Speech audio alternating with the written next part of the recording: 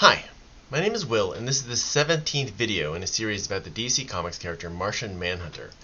In this video, I'm going to take a break from the comics and talk about John's appearances, or lack of appearances, in other media up until 2001. There was one DC TV show that was very popular but didn't have the Martian Manhunter in it. There was also a failed pilot that was technically John's first live-action appearance. You also get the first Martian Manhunter toy. So, in 1973, Saturday morning cartoons had become a thing, and the networks were hungry for content. They had collaborated with DC and produced Superman and Aquaman shows with a bunch of shorts including other members. These were taken off the air after being deemed too violent. If that piques your curiosity as to what these violent cartoons contains, it shouldn't. The cartoons were not even vaguely violent by today's standards. The violence basically involved the depiction of a punch. So, to replace these shows, the animation studio Hanna-Barbera launched a new show called the Superfriends. Superfriends was big. It lasted from 1973 to 1985, and it had a major impact on the youth of the day because this TV show had a much bigger reach than the comics did.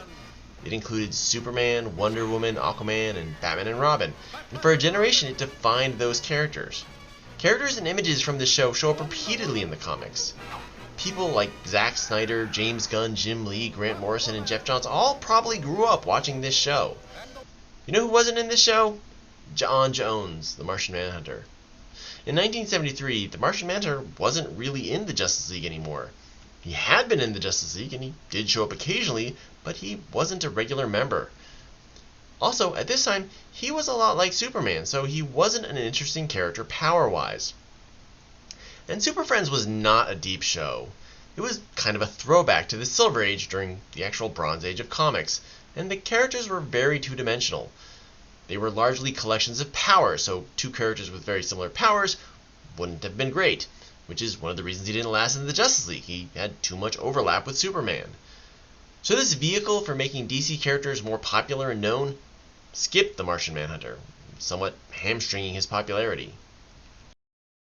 During this time, toys were a big thing because kids didn't have any video games, and action figures were the king of toys. We think of Star Wars as a successful movie franchise in the 70s and 80s, and a large part of that was merchandising, and a large part of that merchandising was action figures. Without those action figures, Star Wars might not have had the lasting impact that it did. There were also cartoons that were made just to sell action figures. G.I. Joe, He-Man, and Transformers all basically started as action figure ads. DC, however, was super late getting into this market. They only started producing action figures in 1984, a decade after Super Friends had started, and 7 years after Star Wars action figures had become a huge thing. But they did produce them. DC licensed their characters to Kenner, the company who made the majority of the action figures at the time. Now, the thing about action figure lines is that they thrive on having lots of characters and having vehicles and playsets. If Star Wars had some alien on screen for a few seconds, it would become an action figure. G.I. Joe, Transformers, and He-Man all had huge casts simply to have an enormous action figure line. So when DC starts getting action figures, it quickly expands out of the core Super Friends show, which means our friend John Jones gets to have an action figure. And he also gets a removable cape, and if you squeeze the legs, he would do a punching motion. DC supported their line of action figures, which was called the Superpowers Collection, with comics. They produced 3 limited series by big names Jack Kirby and Carmine Infantino.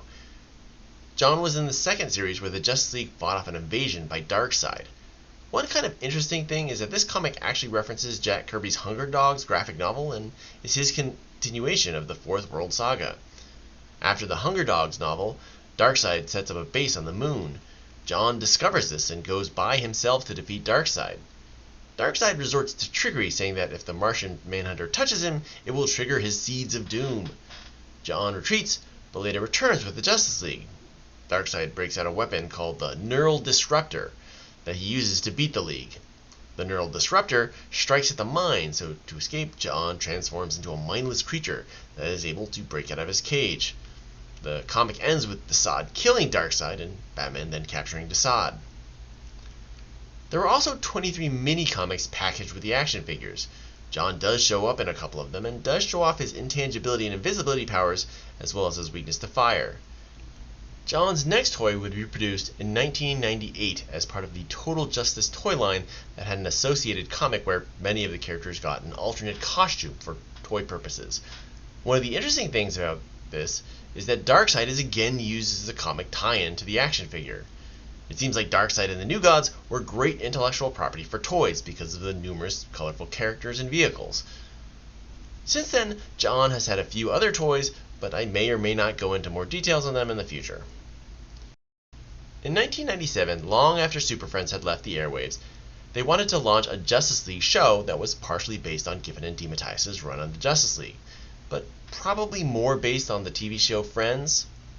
CBS produced a movie that was intended to be a pilot for the series, but the movie didn't gain enough traction for them to decide to actually produce the show, mainly because it wasn't very good. But I sat through it. For you.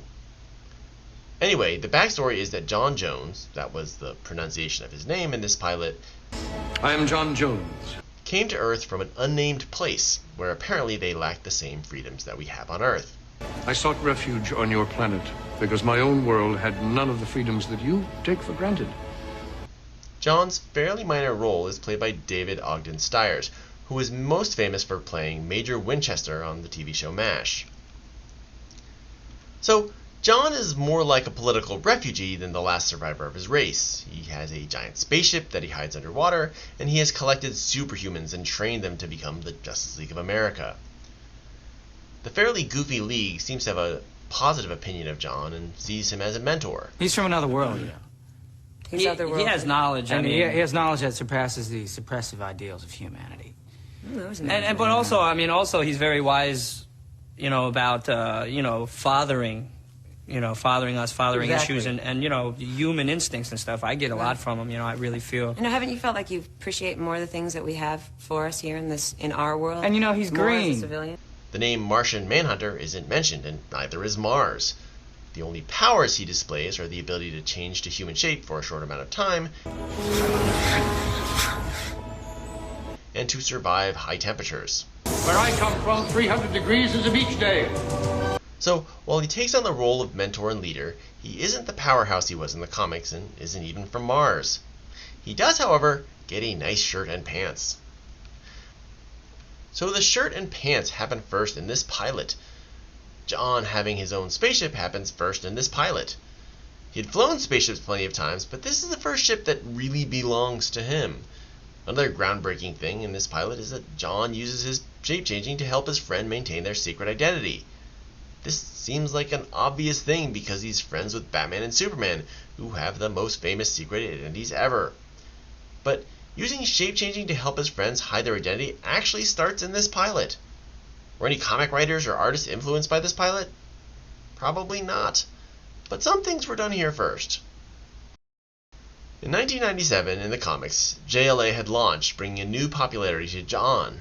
In addition, it changed John's role within the League. In the next video, I will talk about Grant Morrison's 3.5-year run on JLA, and John's other appearances during that time, excluding his own regular series which launched during this time. And as always, liking, subscribing, and commenting will encourage me to keep making these videos.